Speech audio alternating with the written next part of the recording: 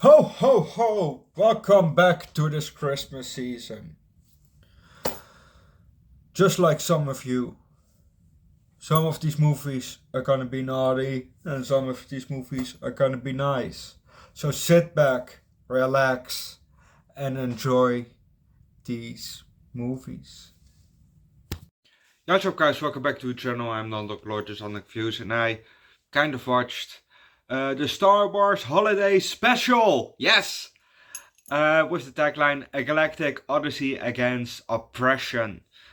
Um, okay, let's come right out of the gate. I've seen an hour of this 1.5 hour movie. Because after an hour it just stopped working. So I've seen an hour of the movie and that's good enough for me. Because it was even less interesting than that the original Star Wars was. But we have some fun things to talk about in this movie, so let's just start with the Christmas, holiday special. We're in space, shocker, and we see a ship fly. I don't know which ship it is, but I think it's the Millennium Falcon. Let's come closer, and inside we see Chewie and Han Solo. So yeah, I'm going on a limb and say that's the Millennium Falcon. Now Han Solo is flipping some switches, and yeah, we see it. We see now the back of it flying, and apparently they're being chased by those triangular ships, not those massive ones, but the smaller ones, and they're shooting at the ship, and Chewie makes some sound, and yeah, we see him being shot, and Han says that they maybe have to go to into speed, to light speed, um, a very small jump just to get away from them. But then Chewie says something, and it's something about Life Day, which is uh, for on the Wookiee planet. It's apparently one of the most important day of the years. Okay. Um, Han says, okay, we'll get there, first they said we had to turn back, but then Chewie said something, and then Live Day, then he said, okay, we go into speed light, jump or whatever. And then we see them jump, trying to lose the people. But we can leave it at that, because if you want to know what's going to happen next, watch the movie yourself. But there are some things that I want to talk about.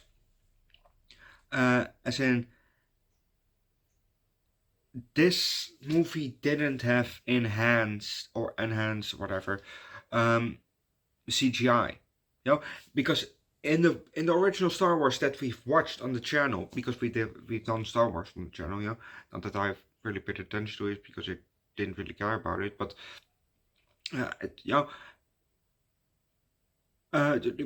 we did Star Wars, and the effects of the movie was all remastered. Just like you have those albums from musicians, and they re-release it, but then with more fine, with more tuned or whatever, just a remastered version. Think about Master of Puppets. They have a remastered version from that. Why, I don't know, but Queen, they have remastered versions of their albums, and the Star Wars movies were kind of remastered versions. Yes, it was the original, but the CGI in there, they made it with modern CGI. From I don't know from when, maybe the early 2000s, maybe, or 90s or 80s. I don't know, but just the CGI wasn't from 1975 or 77 or 72, whatever, when the movies came out. They used better technology in all the movies, which is usually impossible, because that's not how it looked like in the theaters. When you saw Star Wars for the very first time in the theaters, back in the day in the 70s, it didn't look like that. That's just with enhanced CGI. They just took modern CGI and put it over the CGI or over the effects that they already had. Like Jabba the Hutt didn't look that good back in the day. He didn't look that good, or just the Millennium Falcon, or some gun effects, they didn't look that good back in the 70s.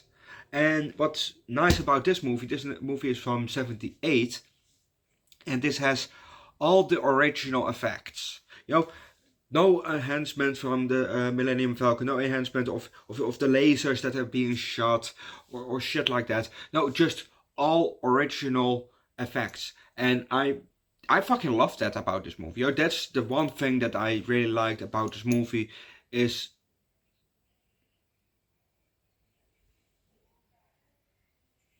that this is just original. No enhancement, no remastered or shit like that. No, just original, and I fucking love that about this movie. Apparently, Chewie has a wife and a son. We never heard about that, in the movies, but in this movie he has a wife and a son. Oh, and we see also his father. Maybe his mother too, but I don't know about that. But we definitely see his father, mother, father, wife, his wife, and his son. So yeah, that's something that I didn't know. Oh, you maybe see. No, I have a new tattoo. It's not. Can you see it? It's the Hello Kitty Pete. The human centipede with Hello Kitty. We done the human centipede on the channel. Go watch my review for that one. But we done it on the channel, and I got a new tattoo because the front of my leg is partially done. We still have to add one more character here and 2 more characters here, and then it's time to color. Well, we can definitely color, so. But I will make a video later, about the fourth tattoo session. So basically we had the front was done pretty quick. We had extra time, so I took a second tattoo. Just for the same price that for what I paid for that one. Just price included. I didn't have to pay extra for it, which. Okay. This has stuff to do with the movie. We're gonna continue with the movie for now. But if you want to skip this, you can just move forward and then look. I don't know when I'm gonna stop ranting, but let's just start. No, fuck it. Let's do first the movie, then at the end you get a bit of a rant. Okay. So Chewie has a son and daughter, son and wife. I mean, Jefferson Starship, the band, who I don't know actually, made an appearance in this movie. We're playing a song. There was also another lady who was singing in this movie, and we also had a cartoon Star Wars for a bit around the 50-minute, maybe hour mark, around that. With a bit of an animated cartoon style Star Wars, which was kind of nice, going back to the 70s cartoon style. I like it. Overall, this movie, I think I will give this movie a high to a low 3. It was not really my movie, but I think I like this normal Star Wars more than this one, even though the effects were very nice. It just didn't do it. The movie just didn't do it for me. Well, Star Wars just doesn't really do it for me. I'm not really interested in Star Wars, even though the games, the Lego Star Wars I really like, and some of the characters I also just like, but I'm not really interested in the movie itself. yeah, high to low 3. But let's go to on the rant from that tattoo. I felt in an enquête, for Cleopatra Inc. in Amsterdam, and I got one back, and I went there, and I thought it was just a consultation. No, it was also immediately said, doing the tattoo. I didn't know that, so that was actually kind of a shocker. And the price that they want me to pay, which I at the time I also found it pretty high actually, and I also said that for in comparison with my leg with a full day session, that's expensive, and I get it. There's color in there, but it's not like it's full color, only color. No, just some tiny bits, as you can see here on the tattoo. You see the Hello Kitty as the bows, from all 3 of them. The noses are yellow, and we have here the kind of diaper thingies are a baby, uh, a bit very, very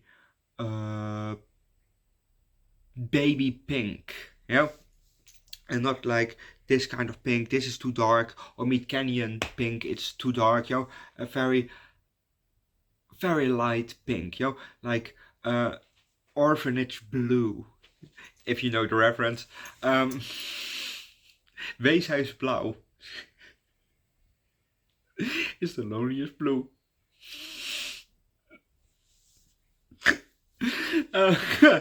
But I can show you maybe my leg too. Yes. Oh, as you can, not really good. Not see very well. The Kids Next Door, Powerpuff Girls, Samurai Jack, Johnny Bravo. What's it? Oh, here's also Jerry. We added all those to the tattoo. We also already had Courage, and we finished Dexter. We finished that part, and a bit of Ed's head. But this tattoo costed me $700 for a full day session. That's just a day session, $700, not too bad. And that's now included with the Hello Kitty, because we had extra time. So we put the Hello Kitty one too. But just for the Hello Kitty, if I went to Cleopatra Inc. Amsterdam, I would have paid $375, because originally they wanted 400, but I said for in comparison with just a full session and then part of a whole sleeve, 400, 700, so it's pretty expensive, especially with just fucking expensive, even though it has tiny colors, just very small colors. The pink that they recommended first, is this pink good? It was Meat Canyon pink, too dark, way too dark. But $375 is still pretty high. I paid a deposit from $35, which I don't mind losing. So the tattoo was basically $35. And if I would do this solo at Cheese and Chance, he said that he would do it for $150 for me. So still, pretty expensive. But if you look at the art, I'd say that they do pretty good art, but they're just expensive. So I'm glad that I did just at Cheese and Chance, and I got my sleeve tattoo also finished. Hope the next next session will be in February, beginning March. So look out for that one. Subscribe to the channel if you want to see the full session. Not the full session, but video about the session that I'm talking a bit about. Comes later. Subscribe to the channel, leave likes, recommend a good space movie down below in the comment section, and see you guys next time. Bye.